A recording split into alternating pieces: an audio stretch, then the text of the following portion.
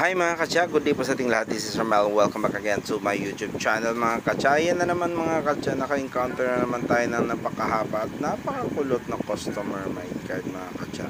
Ayaw niyang paputulan kasi nga po bawal sa kanila kay magalit ang tatay niya. So kaya ang ginawa ko po mga katsa ay sinunggaban ko na kaagad. Pero mga katsa, yung sa lower part na sa buhok niya, rebanded na po daw yan siya last year, no? So kaya ayan, sa nakikita nyo po, naluto kagad yung pinakadulo.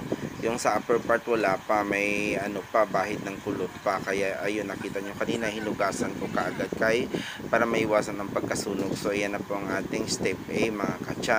And then nung nakita ko po naluto na, ayan, hinugasan ko na at kasalukuyan sinusuklay natin for blower mga katsa, no? Yan po ang ating step A, no? Ayan. So ayan mga katsa, after nyan mga katsa, pag tuyo na po nyan siya, i-iron na po natin. So ayan, tuyo na po siya, so mag-iron na po tayo mga katsa. Ayan. O, diba? And then nakat ko na po yung video mga katsa kasi nag-error yung ating lights. Yun, nakita nyo kanina, so hindi ko na napakita ang resulta sa ating step A. And then ayan, sa part na yan mga katsa, nag-step B na po tayo mga katsa.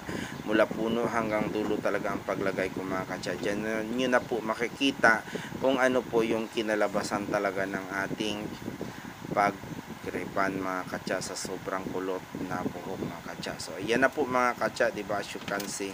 Oh, ayan. Oh, sobrang ganda po talaga mga katsa. Ayan na po ang ating last part or step B mga katsa. Ayan. So thank you so much. Thank you. Bye-bye.